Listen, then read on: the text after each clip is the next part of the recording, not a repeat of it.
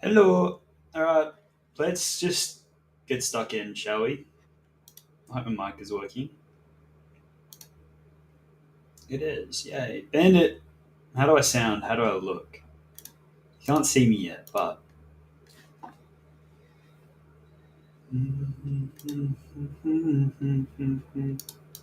Let's get overlay on here. This is odd looking. What on earth? That is weird.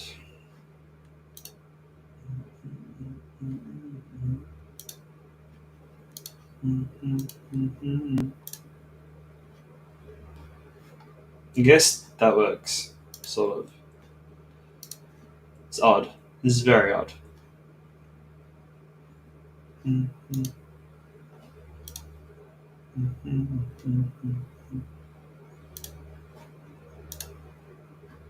Hey, that's more like it. That is more like it. Alright, let's do it. Good luck. Let's rip some things. Let's rip some things.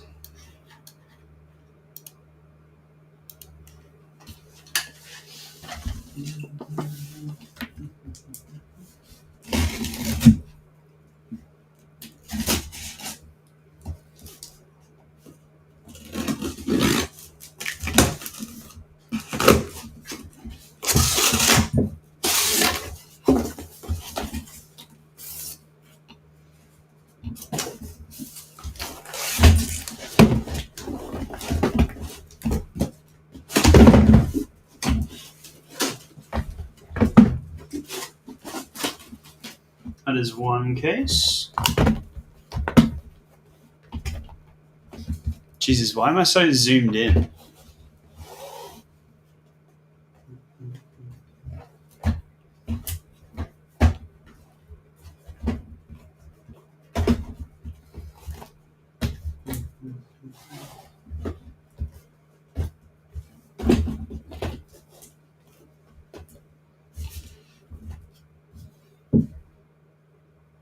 Hello. It's really zoomed in for some reason.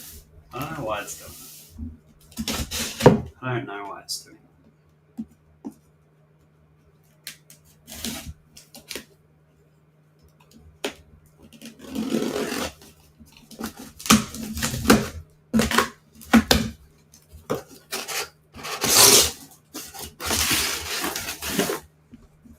Footy stars.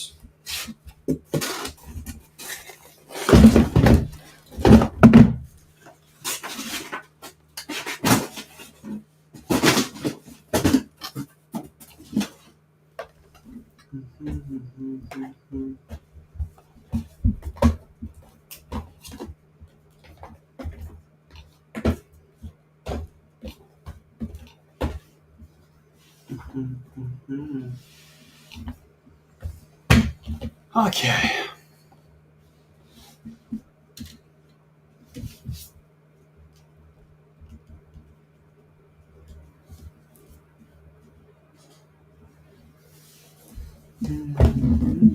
Rather watch this than clowns smashing swans spewing Mr. Bayern.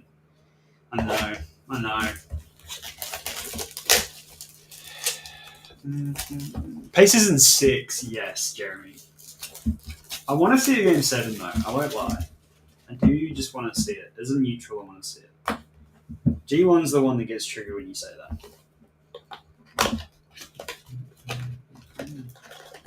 Oh my god, this is a brick.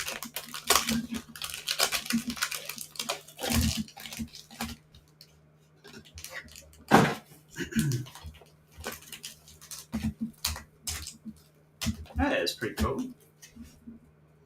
2 luminous cards. Save that for the end.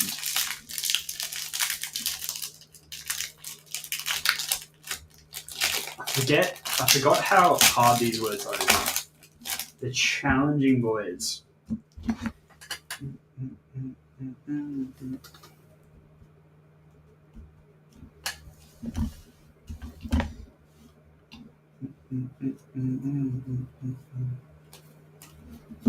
Ollie Wines, no doggo tonight.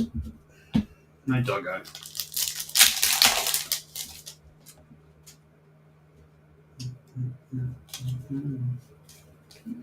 The Epic of Cody and Darcy Fogarty.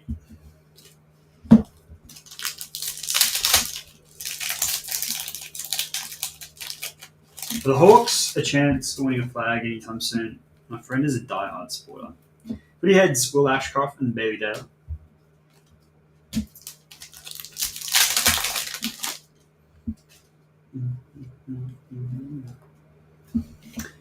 Dean Rent is the boy, Jeremy Cameron. I did think they were numbered. I'm not sure why. Stephen May and the base.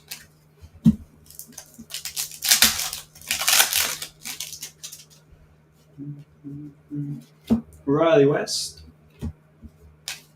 Some of those luminous cards are numbered, so look out. Oh no, I just missed it. Footy heads Dylan Moore and Travis Boak.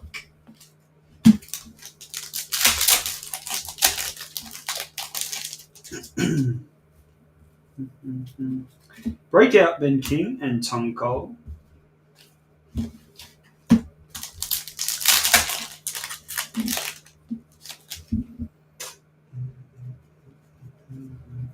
They go fast. Harry Sheasel is our first numbered card, 399 for the Kangas. Go on, Sheasel.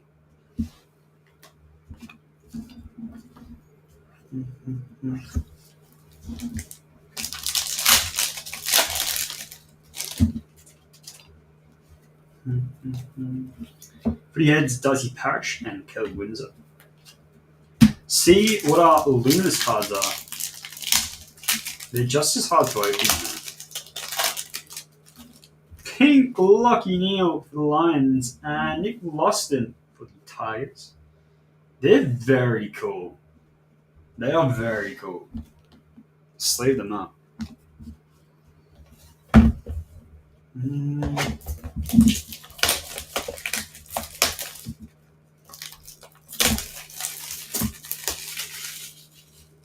Luminous Dragon Scales pink cards. That's very good.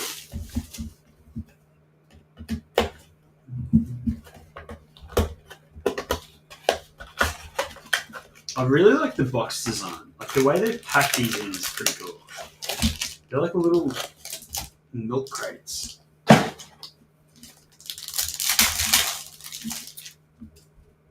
Hugh McCluggage, Jake Van Root, and Kai Gonkai.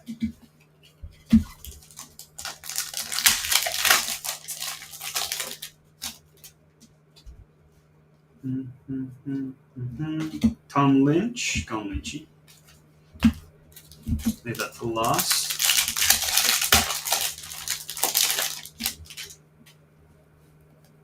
Your Stevie May. Bailey Scott is a little bit of a weapon.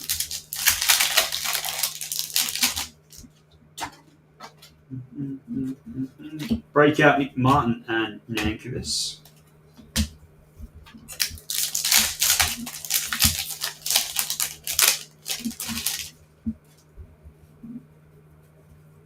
Go Tom McDonald for the Demons to 399, 337 of 399.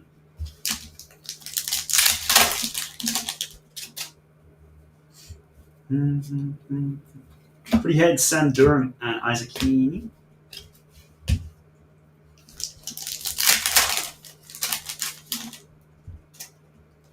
I long for products like this that don't have base, that just absolutely skip the base and have hits only. Breakers to like footy stars would be really cool. Josh Dunkley for the Lions and Harrison Jones.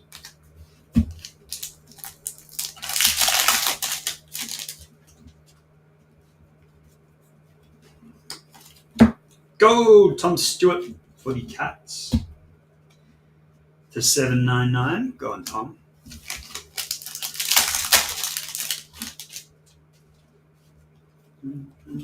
Footy heads Mitch Owens and Riley O'Brien. I'm going to miss you tomorrow, Bandit. do wish you were in attendance. Tom Papley and Jack Sinclair. Those are our two pinks.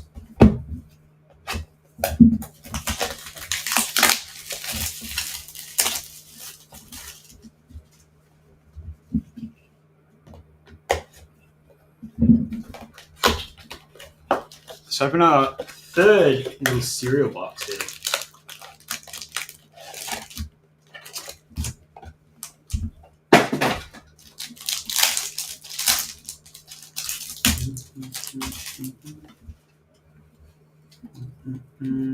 Paddy Cripps and Mitch Duncan.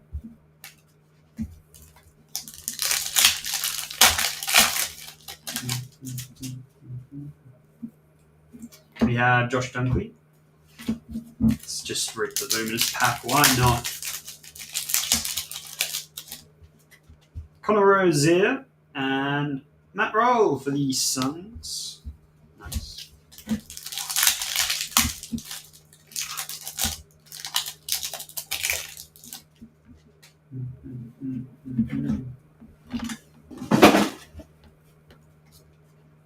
Boom! Darcy Parish, Ed Richards out the back. Boogie Boy is at a 360. Boom for the Bombers.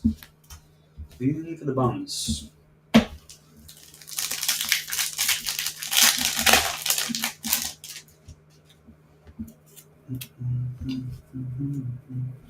Footy Heads, Aaron Norton and Bailey Humphrey.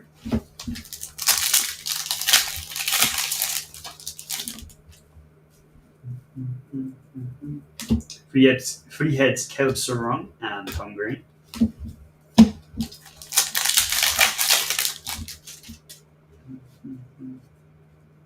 Breakout, Isaac Quaynor and Josh Dunkley.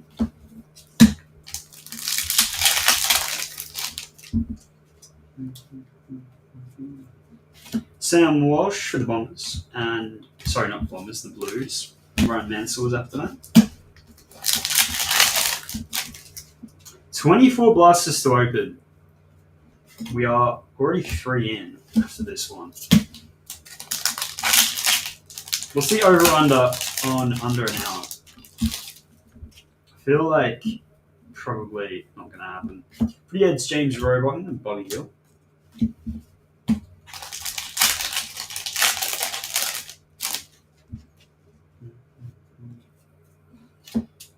Luke and Clayton. I think maybe it could happen. It's not impossible. It's not impossible.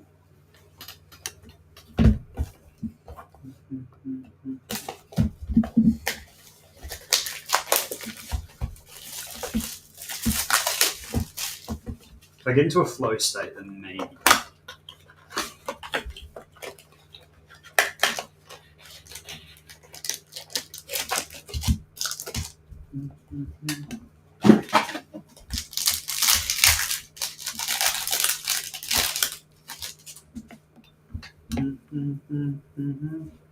Stephen May.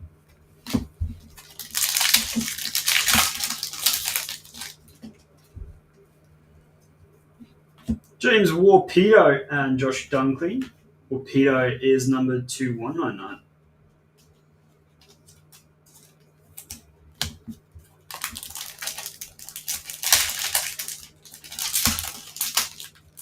I'm good, thank you, Bandit. I finally finished my exam/assignment that I'd been putting off. I haven't really been putting it off. I've just been slowly getting through it throughout the week. It's due on Monday night. So, going to Hobby Hangout tomorrow, I figured I might as well just get it done, get it out of the way. So I just kind of threw the towel and did what I could and gave up. Just submitted it. I don't really care, as long as I pass. That was my last major assignment. We are in exam period right now. Anyways, I still have to do a whisk demonstration. I've got to administer a test, which I think is just something I have to pass, and I don't really know how to do it, but I'll figure it out. What else?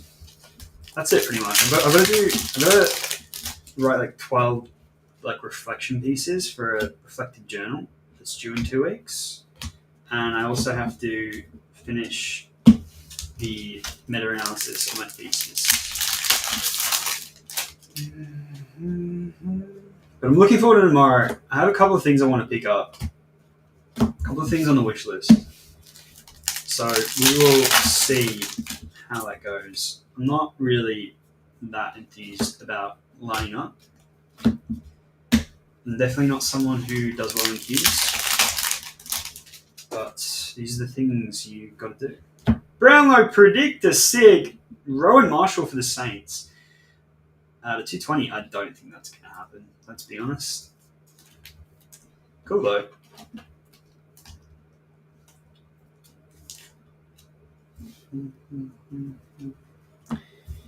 And we had Oscar Allen, which is also numbered. No, he's not numbered. That one throws me off. And I also got my haircut. I got my haircut. And it was arguably the worst experience I've ever had getting my haircut. I did it at like 4:30. I was done at like 6. I was supposed to be going for 20 minutes getting my haircut, and it literally took ages. And they close at 5, this hairdresser. And it was a barber's. I just looked it up online. And obviously, I haven't been living here that long. So this is the second time I've had my haircut whilst living here. The first time was just like a little tidy up. But this time I was like, I want to go short. I want to cut off all my hair. And I was waiting. I booked online because it looked like a decent place. It was well reviewed. I went and it was just shit. It was so bad. Like, I was waiting for almost an hour, even though I booked. The guy was a bit of a flog. He literally looked like he was just high on drugs the whole time. Out of 360, boom of Hollywood. And he fucked my shit up. Like, I look ridiculous, but I don't really care, to be fair. Luke Nankervis out of 799 for the Crows. Picked up a nice PC item this morning, which was nice. Bang Bandit. What was it? Epic! There we go. Liam Ryan is the Epic. I love these cards. They're so cool looking. That's Weagles, isn't it? Yay! Go on, West Coast.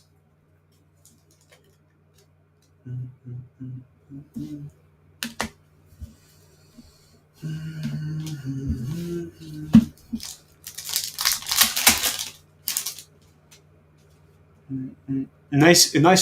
Can we get a nice face cam later, please? Bandit, you can see a face cam of me in the coming days. I'm going to be live and whatnot. I think from Wednesday onwards, doing some very, very nice value mixes. Lucky Card Co. will be debuting something very cool, and I shall be opening them up. Chad Warner and George.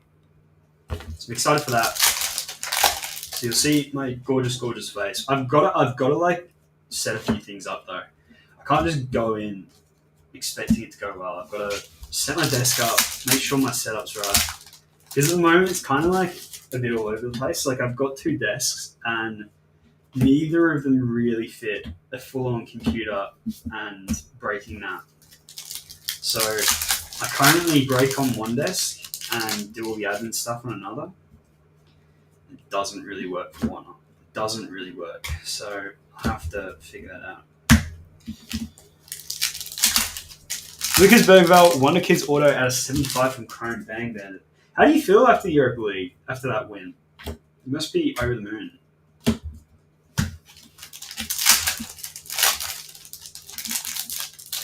I'm very happy for you guys. I genuinely am. I'm happy for Sunny Boy as well. Pendles and Jess.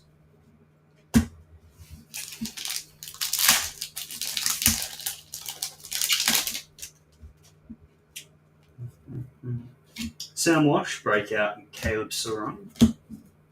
We're making a dent, folks. You know what? We are making a dent.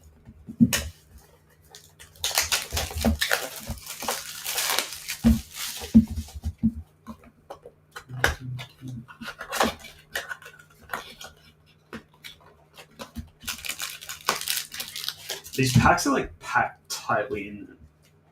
It's extremely tight.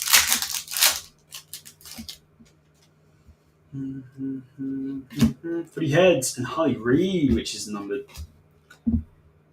Why do they always do that? They just throw me off. I swear that was numbered. Onto the Champions League and Super Cup. Hopefully we can get it. I can see it, Bandit. I can see it happening. I mean, they're not exactly the two strongest teams. Well, I mean, they are the two strongest teams by quite literally the definition. But I feel like UCL's a little bit luck of the draw. Not even a little bit. It just is. Like, you beat good teams. Sometimes teams that probably shouldn't be in the final get into the final. Like, you guys back in, what was it, 2018? And I would say probably this Inter team as well. I have a feeling Inter are going to get it, though. I have a feeling they're going to do it. I imagine the bookies are favouring PSG, but I think Inter might just do it. Which would leave a Spurs-Inter Milan final for the Super. And I do back you guys to win it. If you end up facing PSG, though, no chance. No chance. For the Eds and Harry.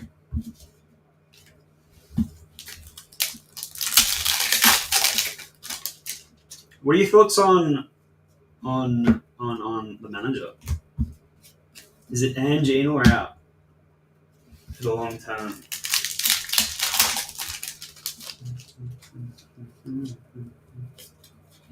Jack Ross.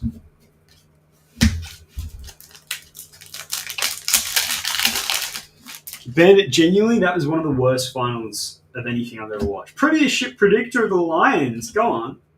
How are the Lions doing? Out of 360. Could that come off? I'm not really sure. I haven't really been following, to be fair. Pets. That was me. I know how you feel about it. That was me in the. I don't know if it was the year before or it was a couple of years before that when we played Madrid in the final. It was the first time we got through. And Gareth Bale just absolutely fucked us up. Just came on and ruined our day. Arguably one of the greatest final performances I've ever seen in my life. And he wasn't even a starter, he was a sub. But he just came on and just like took the game. Absolutely took it. But we got better. And I have a feeling if you guys play your cards right, same will happen to you. I think that's why Inter's going to win tomorrow. Because they're in the final against City. They've been there. They've tried. They've gotten close. They want it bad. Whereas PSG, they're a new side, new look. I don't know. Guess it depends on the star players, really, in games like that.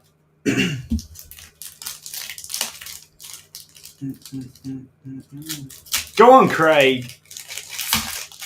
Definitely wasn't heartbreaking for us. We had a grand old time. I was looking at something today. It was like, what's the biggest thing in the last 20 years to happen to Liverpool? And there's so many sliding door moments, really. You could say FSG,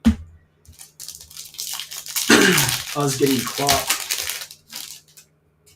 us getting the Europa League final, us winning the Champions League, all the amazing signings we've made. First Prem title, there's a lot to look at, but I would say getting Klopp was the biggest thing. Like, that just changed the game. I was a diehard supporter throughout the Roy Hodgson era, so I feel like I have as much claim to pain as any of them. Bailey Scott is at a 399, Kangas.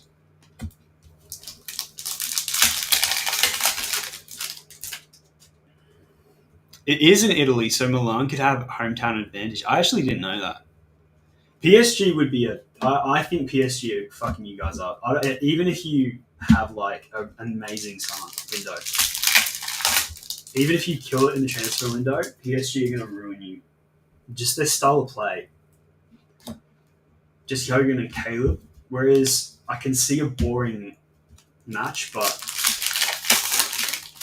maybe like a 1-0 win or something. I can see that happening against Inter. Will Powell and Kane. Happy for Ange, no issue with Spurs. I'm the same, Greg. I feel like most Liverpool supporters would agree with that. They'd be happy to see them do what they did over the Manx. And I love Son. Like, he's such a good bloke. He's just so cool. He's a little cutie, a little sweetheart.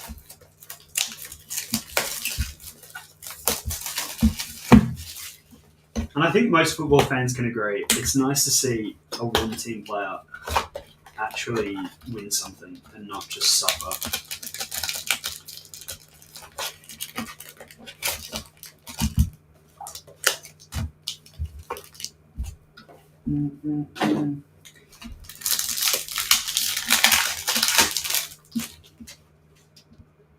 There's been some very big highs and some very low lows in Liverpool.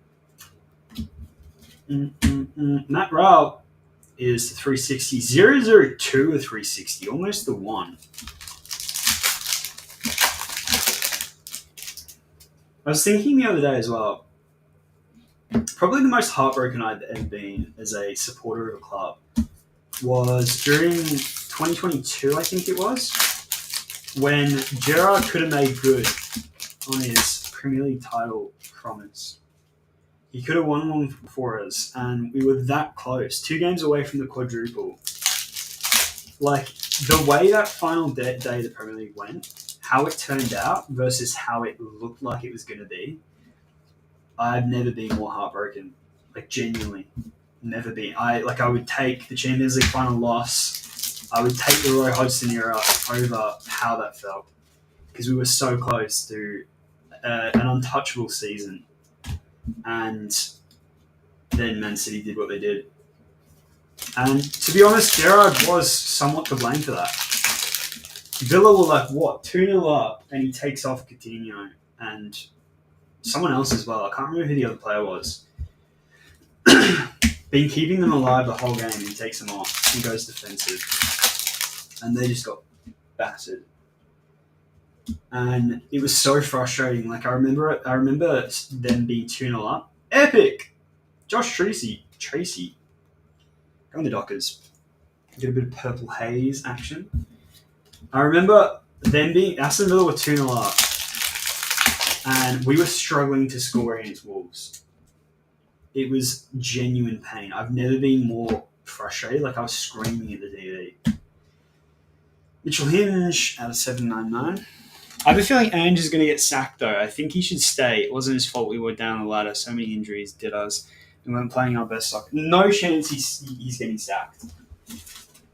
I would be genuinely speechless if you sacked him.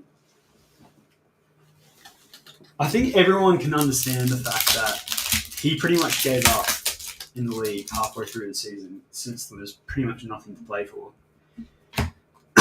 But if he starts next season badly, then that's when the discussion will get very loud.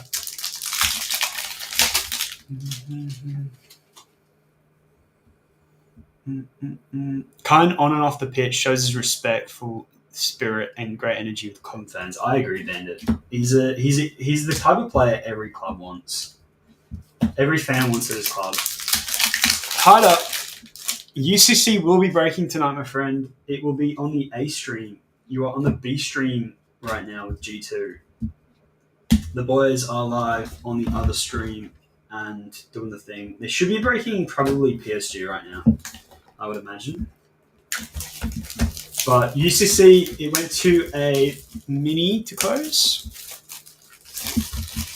which has 10 left. And he's staying, but first few months next season is critical. Yeah, I agree, 100%. 100%. If he doesn't start the season at least semi-well, doesn't have to be lights out, but it needs to be a lot better than the form they've been in. I'm really interested to know what you guys do in the transfer window. If you recruit well or not. I'm interested to see what happens with that. I feel like a lot of clubs are going to make big moves.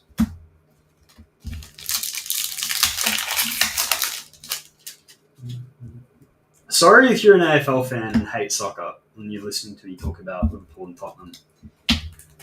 But it is my expertise, my wheelhouse. Adam Treloar for the Bulldogs and Jesse Hogan.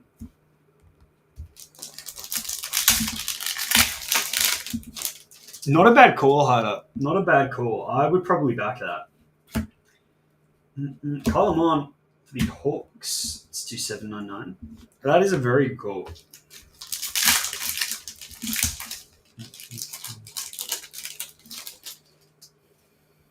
I don't know. I guess I could see it, but was Xavi? How did he do at Barca? Like I know he was good at herding in the new guard. Paddy Cripps on the ethic. He was good at developing young talent, but from what I can remember, he wasn't really doing that well, was he? I mean, there's a reason he's not there anymore. Footy heads Sam Darcy and Ben. You think he'd take the job?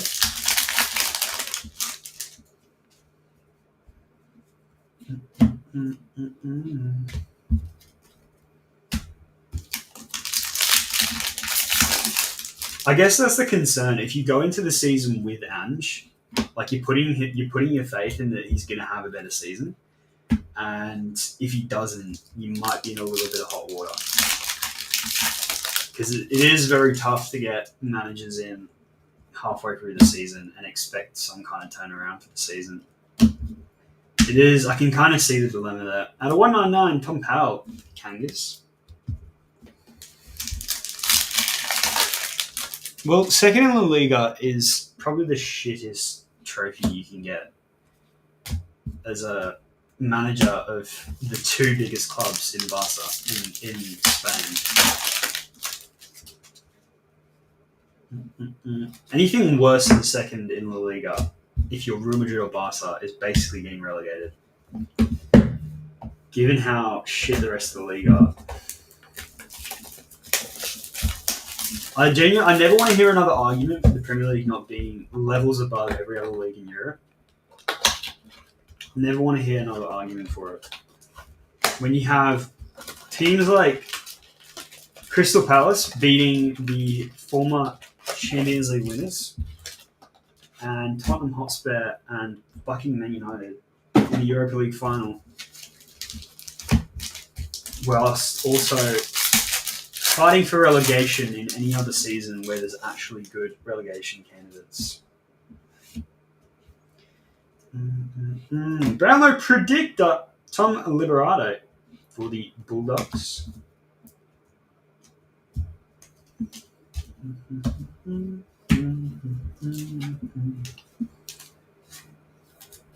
Liberatore at 220.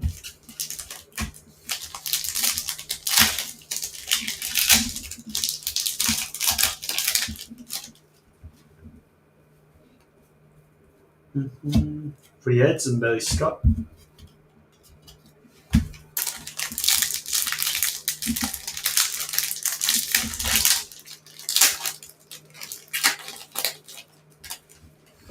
Ted Green for the Giants and Jeremy McGovern.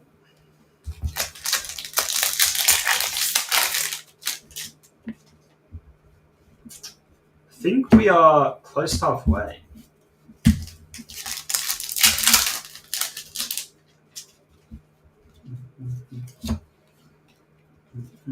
Lynchy. Leroy Sané would be a good signing for us. Need another cam for replacement if Madison gets injured. A striker is also what we need. I don't rate Solanke. We need like Muniz. See, I agree with you, Bandit. The thing is though, I feel like the striker market is so barren at the moment. I don't see someone like Muniz being much of an upgrade, to be fair. Sané would be good though. Sané, I don't like him as a person, He just pisses me off, but he is a very good player. He's a very fucking good player. Go on, Dane. Dane Zorko to 399 for the Lions. Leaps and bounds, 100%. So far above it. There's just really no argument for it. Most entertainingly, 100%. The only thing that I'm getting really sad about in the last couple of seasons is how shit the championship clubs have been. It's like genuinely heartbreaking to see. 2 seasons in a row where they've just come up and done absolutely fuck all. I mean, I think the thing that makes the English leagues so special is the promotion relegation fights. And teams like Fulham coming up and shithousing a 2-2 draw with the title contenders. That kind of stuff is what you want to see. Not Leeds coming up and losing all 38 games and finishing on 2 points.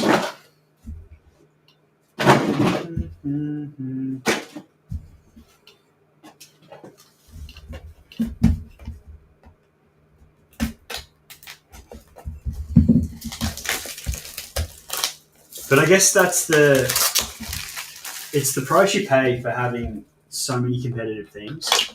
Like, you wouldn't have that happen if you also didn't have teams like Crystal Palace beating Man City.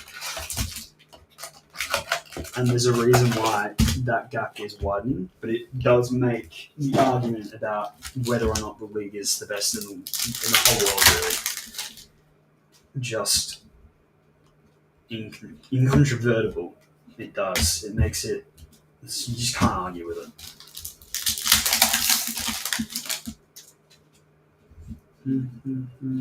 No, Anderson and Andrew.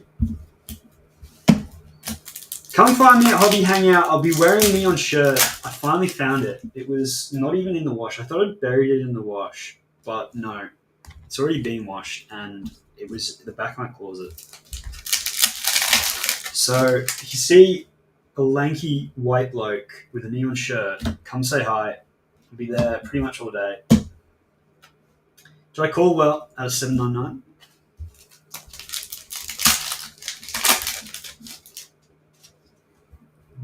I have short hair now as well, so I might look a little bit different to what you've seen of me on social media.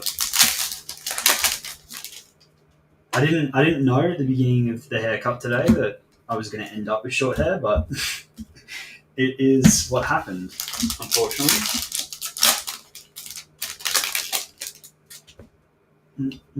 I don't look too bad, to be fair. I've had short hair before, so it's nothing completely out of the ordinary for me, but I look a little bit like Ellen DeGeneres. Just a tad.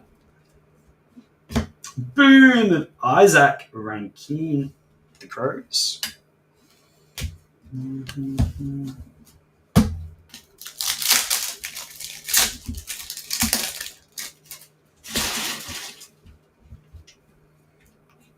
Free heads Nick Dacos.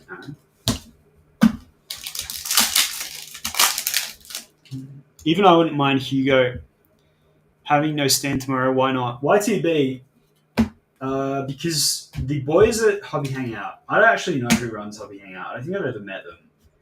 But we boycotted them because we went there a couple of years in a row when they were more small time and things hadn't really taken off yet. Gave them a bunch of feedback on how to make the show better. They just didn't listen to anything we said. So we thought, fuck it, we're not going to pay the money and take the time and effort to get a bunch of tables and try and make it good if they're just going to try and cash in and do the same shit every year. That was the reasoning I was given. I don't really know because I'm not privy to that information. But we'll be going, me and Rod will be going there tomorrow, pick up some cards and just check out the show. It's just, I'm just glad to see XL. I'm glad to see that the hobby's still growing, and it's very much in a second coming, in my opinion. TCG has exploded again. I think sports and non-sports are ready to take the next leg up. now that Tops are in the fold and they've got all the licenses and they know what they're doing, I'm a big Tops believer. Hugo Ikatike. He's going to be so... If we get him, I'm going to struggle with that. To pronounce that name. It is a tough mouthful.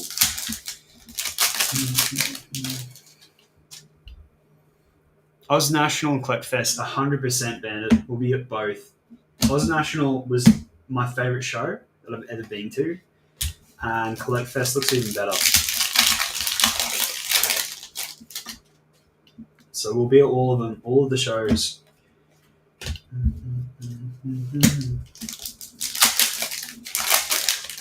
Hugo, he looks a bit weird. I've watched highlights of him. To be fair, I haven't really watched much of him playing. But I've watched his highlights and I'm not really sure what all the fuss is about. He just kind of looks a bit... I get the Isaac comparisons. Signature redemption stained glass of Tom Brown for the Tigers. $7.99. That is a banger.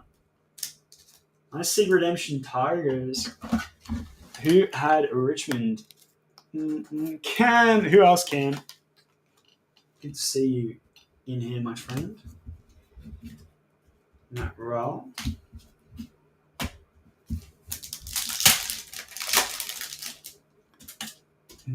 Don't you already have Flow? Yeah, well, I don't know about it. I don't think it's like tacked on. Like, I will never, ever, ever get comfortable in a signing, even if it's like semi already announced, until I see him in a shirt. I've just had my heart broken too many times and stuff like that. Like, the whole Jude Bellingham saga, genuinely, like, I was so on board. Very excited about that. Didn't happen. And we saw it again with that fucking knob Zubin Mendy who's now doing it to Arsenal. Tyson Stengel. We had it with Casado. It's just, I'll never get excited until it's done. But if we get him, it's great. Amazing. I'm over the moon. Incredibly happy. But I have heard we're also looking for a striker. I think the big war chest that we've heard about with Liverpool is finally coming to light. And it's kind of what I expected, to be honest. I don't know why anyone's really surprised. We've had that period of success before where, you know, we're in a position to stay at the top. When we won the Champions League and then we won the Premier League and even the year we almost got the quadruple, we've had a lot of opportunities to go hard in the transfer window and reinforce and strengthen whilst being strong. And not really taken them, I'd say. We haven't really taken advantage of it. We've just heard a lot about this so-called war chest. And now we're finally doing it. We're putting the money where the proverbial mouth is.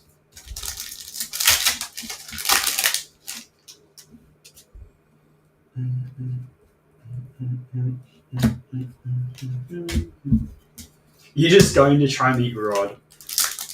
He did tell me he's gonna try and get in and get out. So you'll have to have your eyes out for him. I'll probably be there for most of the day, but he wants to pick up some cards and then get out of there.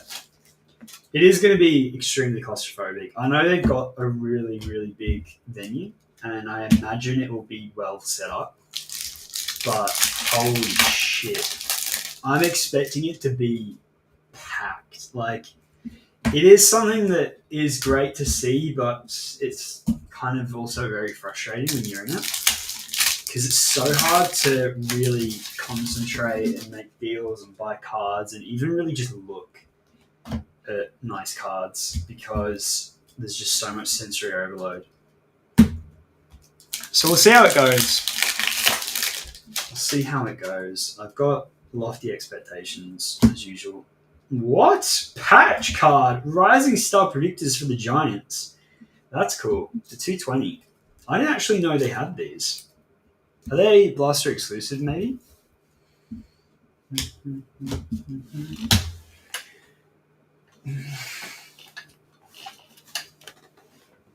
Alright. 3, 7, 11 boxes to go. McDaddy to 399.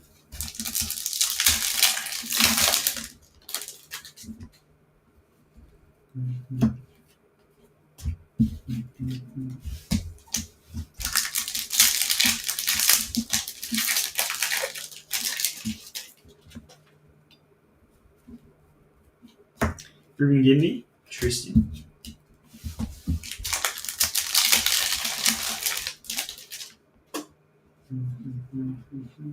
Wiz, Oscar, Mason Wood.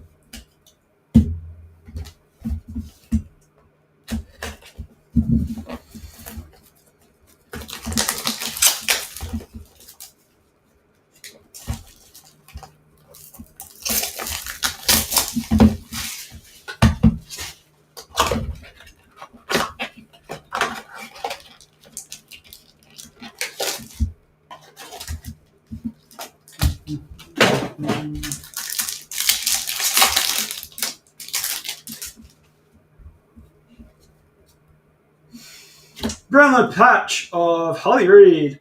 Go on, Weagles. They're eating in this break. Very nice. Holly is to 220. 220.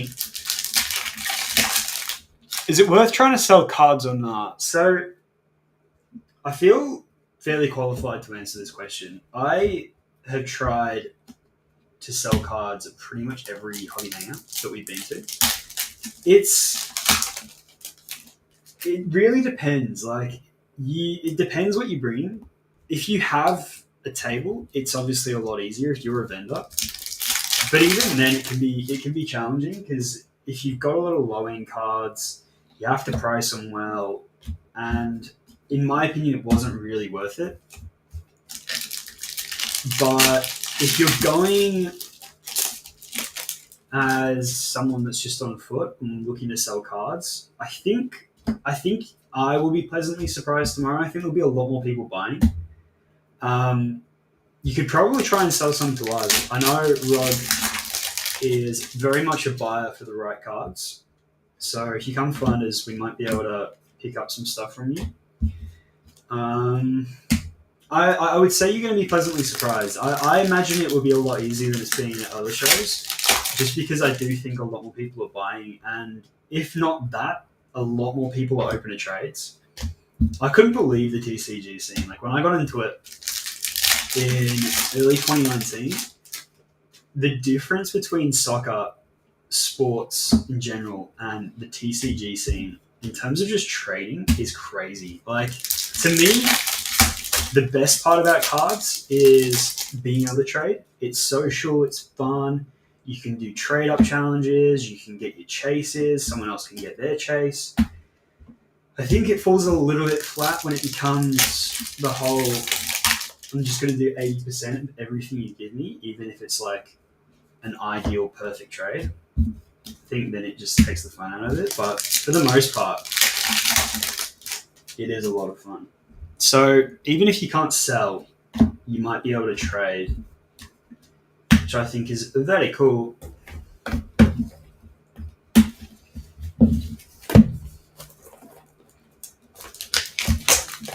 Yeah, we'll run on the other stream, on the A stream. Georgie ran the NBA Random about 2 hours ago. It was good.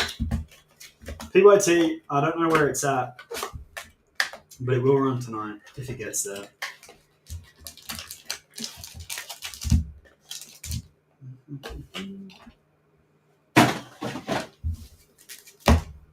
Let's do a 2-for-1 special.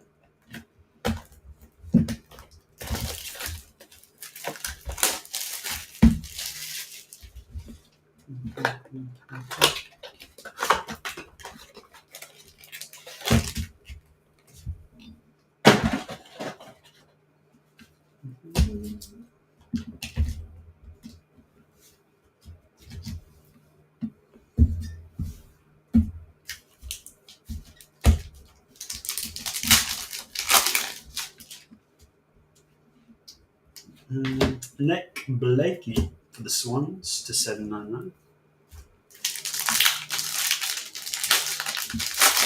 Have they won it? Is it done? I know they were 1-0 up at half time.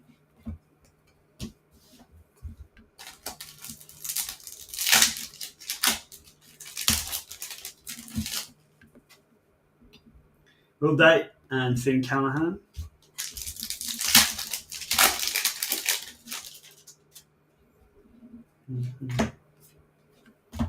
I didn't even realise it was a Melbourne Derby final. Like, I just haven't been paying attention at all to the A-League. I checked out many years ago.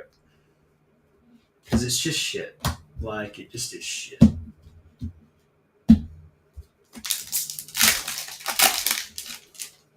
NBA is full. My word. Boom! Cody Wayman. 2-3 City. 3 City.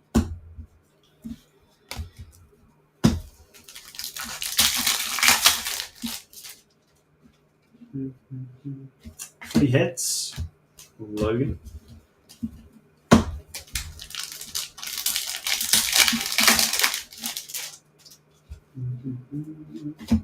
Kev Sarong and Ben.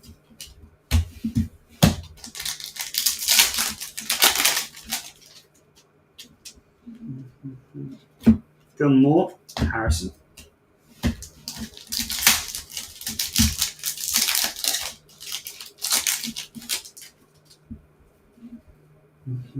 William Drew, Riley.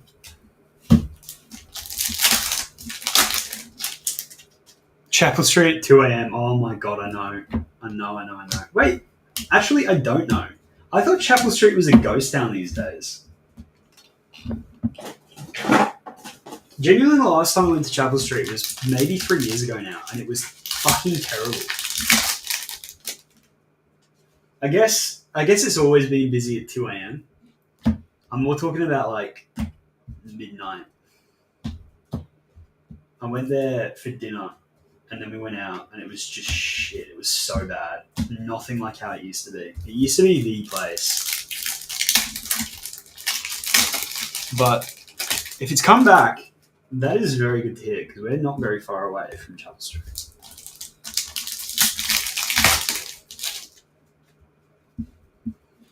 Callan and Sam Collins for the Suns, 2799.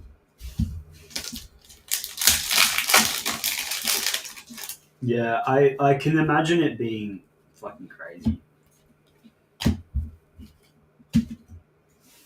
City think they have ultras, and it's like, you don't. You just don't. Victory aren't really any better. Jack Lever and Josh.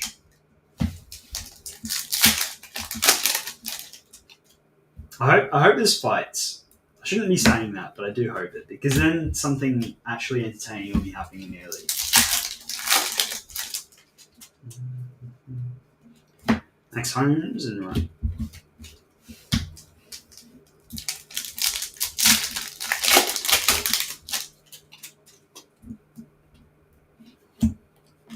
Jay and Bobby.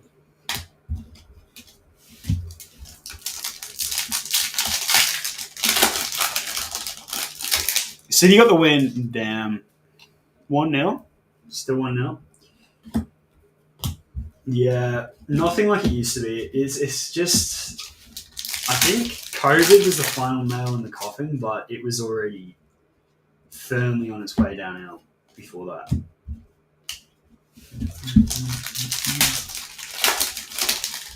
Genuinely used to be one of the best places to go for really anything. Like, the Jam Factory is proper OG vibes. I used to go to that place all the time. I used to literally go and have dinner there like twice a week when I was in Turak.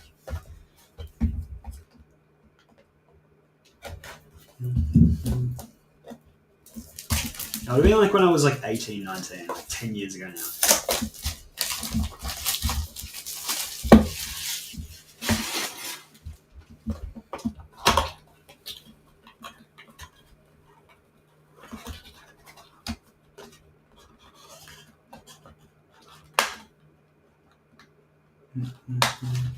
What the hell?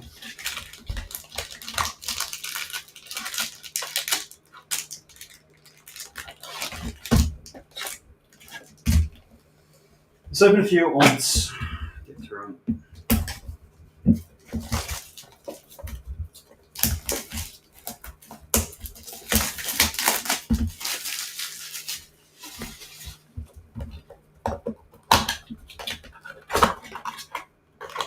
You've never been here. Go on, Bandit. Said it's boring beside the casino. Yeah, I don't know. I mean, the thing is, like, I've been everywhere in Australia bar Sydney, so I really can't judge because I don't know what Sydney's like. I've never been there. But compared to every other place that I've visited, which is every other major city, Melbourne is by far the best. Like, it just is. Really, there is no competition, which I don't think is really up for debate. But I was shocked to see actually how bad some of the other major cities are. I don't mind Adelaide. If you go to Adelaide during the Fringe Festival, it's very cool. A lot of fun. Perth is nice, but again, not really much to do.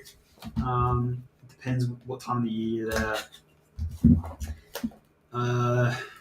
Darwin's a shithole. Brisbane is genuinely the worst city in the entire country. So bad.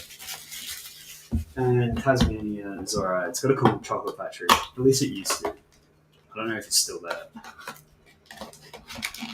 But it's not just about Melbourne though. That's the thing for me. Like, it's not just Melbourne. There's so much to see here. Like Ballarat, it's not amazing, don't get me wrong, but it is something different. And there's stuff to see. You can go and take part in the whole gold rush history, which I like a lot. I think it's really cool. Brownlow patch. Zach Butters for Port Adelaide. And then you got Mornington Peninsula, which is amazing. So good. Lovely, lovely place. Just beaches galore. Plenty to do. 1 of 220! Go on, Zach. That's like their 101, isn't it? Because there are no 101s. That's pretty cool. Hot on Port.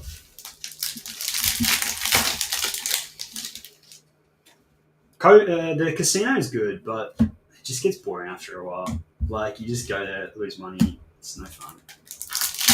But there's plenty to do. The aquarium's pretty good. Charlie Cumber and Jai Nuke.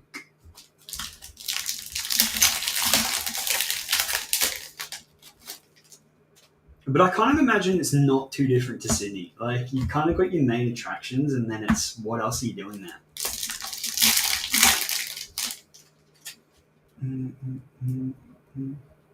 It sucks ass. See, that's what I've heard. It's not really that great. But if we are being completely honest, it's not really a Melbourne Sydney problem. It's just an Australia problem. Like, I say this to very few people, but I've lived here since I was like 10, and I've never really gotten to the stage where I could really ever say I've preferred it over the UK. But in saying that, I am eternally grateful for what Australia has done for me.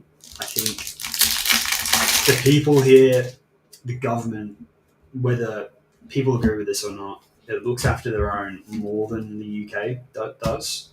But as far as stuff to do and things to see, Australia will never match the UK. It's not even possible. Just even in its history, like, the thing about the UK that I do actually like is it feels like you're going into a different country when you go from one town to the next. But Australia does not have that charm. And not even a whole different country in the sense of, like, because there's a bunch of Polish people taking over the place. I'm talking about, like, the history of each, like, province is so different. Darcy Byrne Jones for the Port Adelaide. Port and who else is cleaning up this break? Wiggles are doing very well.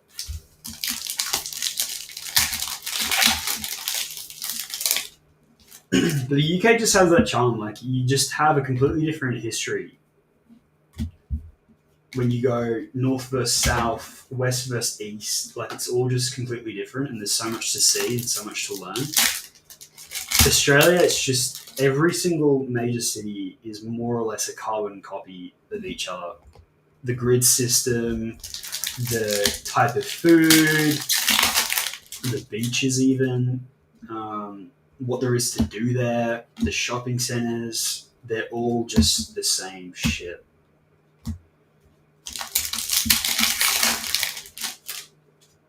But living here, hands down, is the best country in the world. To live, it is the best. But if you're a tourist, unless you love the beach, not great. So I think that's why a lot of people complain about other cities. I think that's why a lot of people that live in Sydney think Melbourne's shit, and a lot of people in Melbourne think Sydney shit. Because you live in your state, you love your country, but you're not going to love another state because you'll see it not through the eyes of someone that lives there, but through the eyes of a tourist, and you'll realise it is just a bit shit.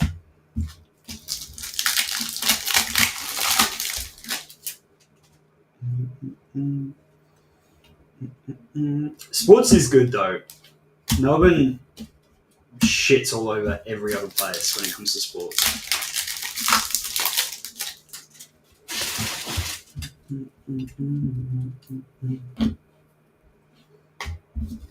I thought it was fucking hilarious. I don't know if anyone I don't know if anyone in the chat would have seen this, but when iShowSpeed came to Australia and he went to the Gold Coast, and there was like this pivotal point in the vlog, because his whole stick is that he goes to places around the world and they just make shit up on the spot about what they're going to do.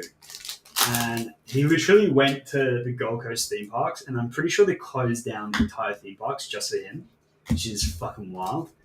But he went on some of the rides. Then when they were done with the theme parks, they literally were just like, now what? And had no idea what else to do, because there's really not much else to do on the Gold Coast.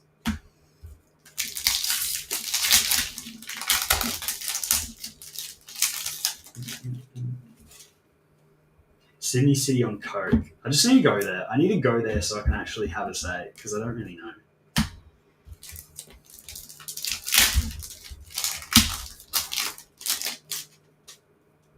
Lockie Whitfield, he was number 1 draft pick when I was in year 9. I was in year 9, he went to my school, he was in year 12. And everyone sucked him off. I thought he was a bit of a flop.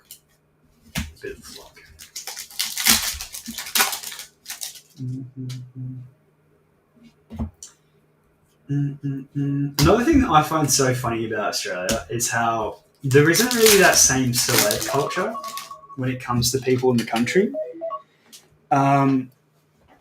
It's kind of funny, like in the UK, if you made it into any real, even semi-pro team, you got sucked off hard. At 799, Deb Swallow, speaking of sucking off, go on Swallow. You genuinely had celeb status if you made it into the big leagues. Even if you made it into like a lower level League One club, you were a superstar in the UK. But over here, it's like so many people just have mates that have got into the AFL that it's just kind of like no one really cares.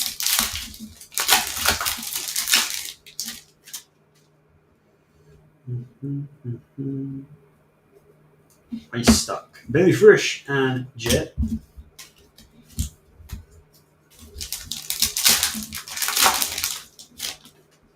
Like, even Margot Robbie, I feel like she would have stories of people in Australia who's not really caring. Not like they are in the US. Which is another thing I love about this country. The ability to just not really give a fuck.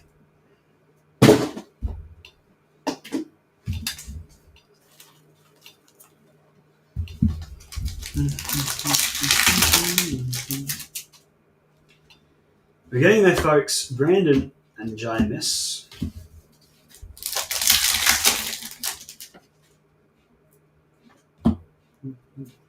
Holly Reid.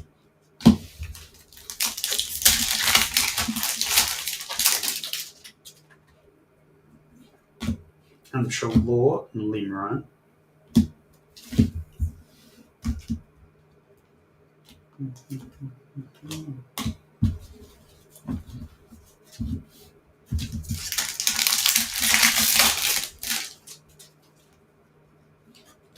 Jack Sinclair, Max Holmes.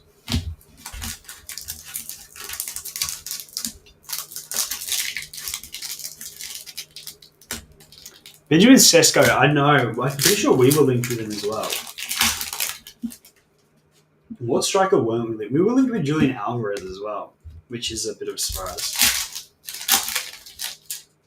Don't know if I really rate that.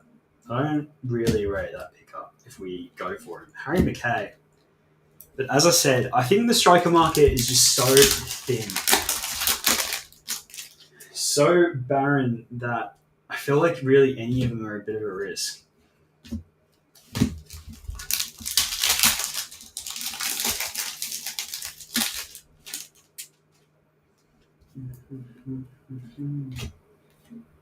Errol.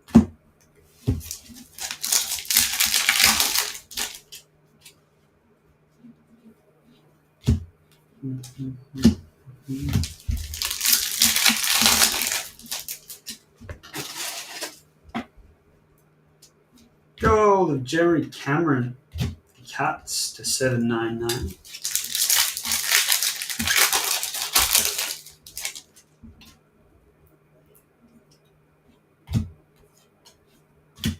Okay.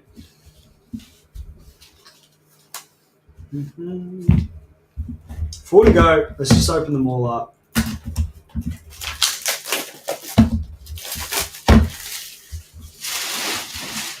I need a bin so badly. It's getting out of hand.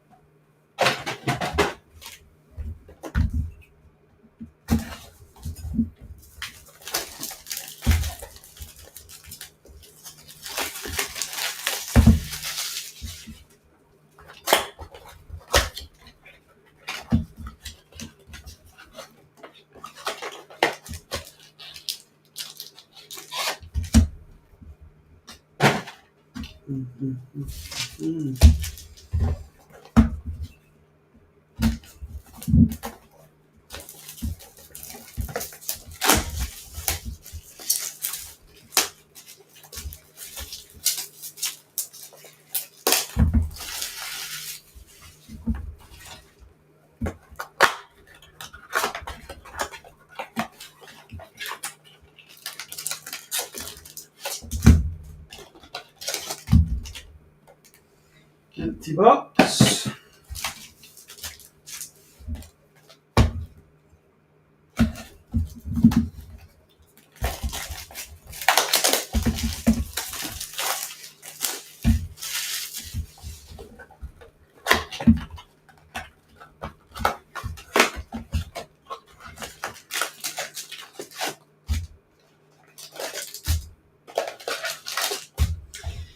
There we go. All right. Home stretch.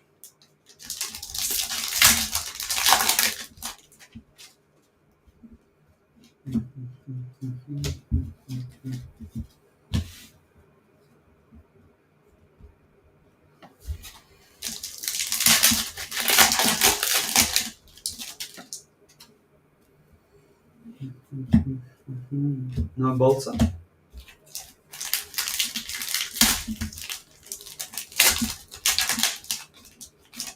Josh Dunkley for the Lions and Duke Miller for the Suns. KDB reached a deal with Napoli, waiting for medical transfer. Interesting. Jeez. That is interesting. Napoli are not messing around. That would be very interesting to see play out. Scott McTominay is still there, isn't he? Was he on loan? I swear they signed him permanently. And he was very good. Best card you can get out of this set. Myriad signatures, yeah, I'd say maybe the one-of-ones. Well, they're not one-of-ones, but the one of whatever. Dusty Moore is at 199. If you get a big Brownlow Predictor Sig, I don't think you can get the epic Sigs out of this. Because I'd say out of hobby that is the chase.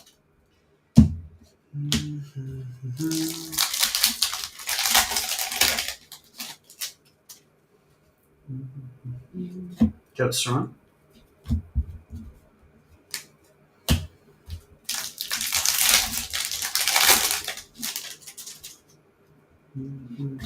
Josh Weedle, Nick Blake.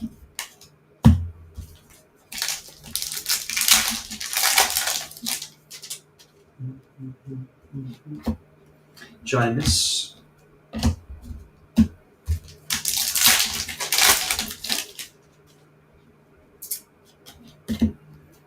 Anthony.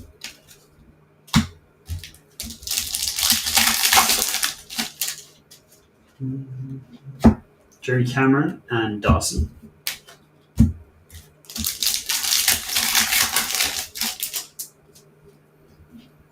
Tom Liberator.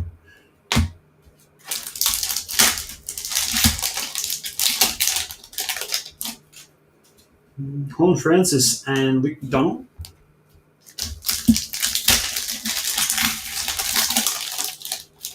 Yeah, signed that. Thought so. Ollie Hollands.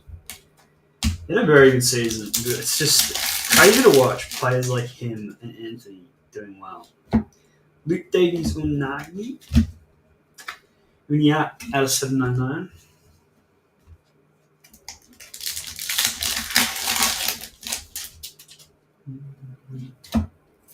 George and Jed.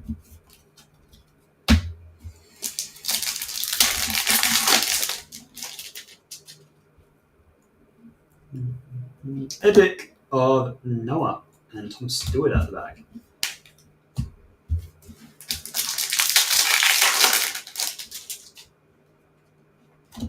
Kick Lever and Bailey.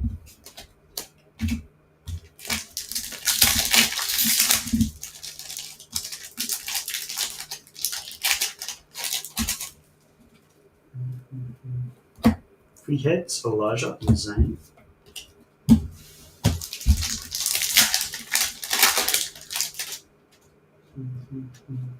Sam Flanders, footy heads, and Connor Reserve.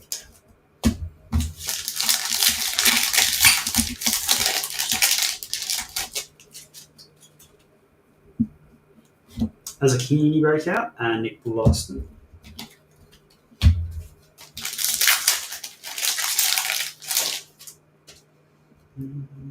Gold of Tom Liberator. The Bulldogs out of 799.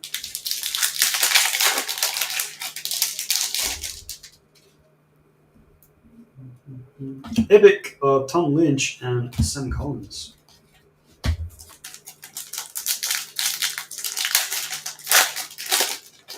Andrew McGrath and Josh Rochelle.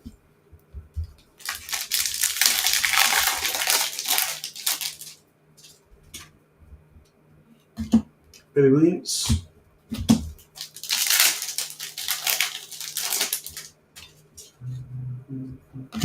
Jake Saligo and Jackson.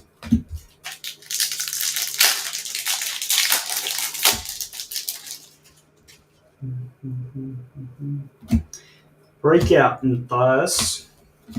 Tom Green.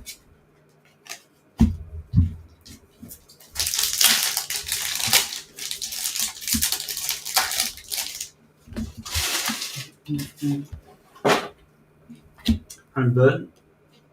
George.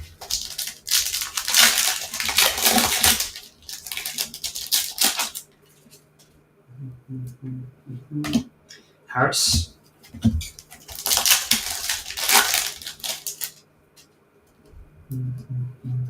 Footy heads, Charlie Cameron and Oliver Dempsey.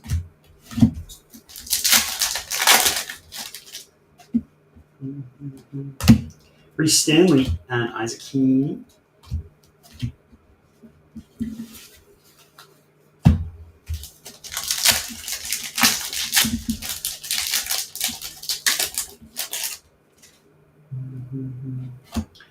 Trainer and Judd. Tanner.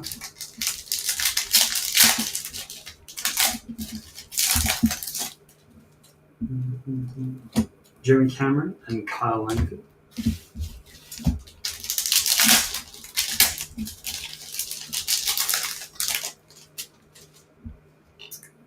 Goal of Josh Kelly for the Giants. It's out of 799. Last pink pack.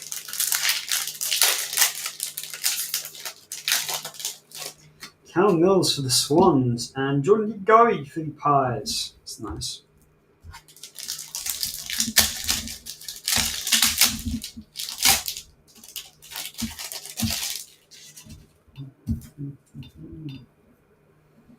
Boom! Harry Sheasel and Jack Steele. Boom to 3 City.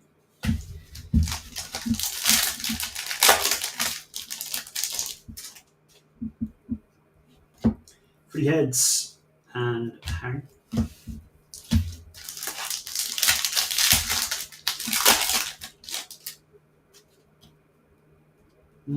Footy Heads, Liam Ryan and Jordan.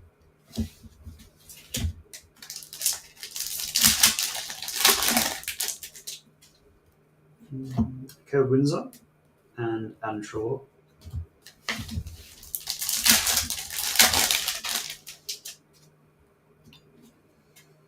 Nick Martin and Christian Petricard.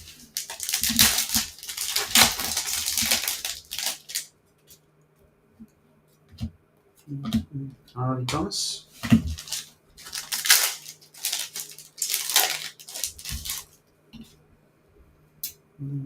Tom Brown. And a last pack.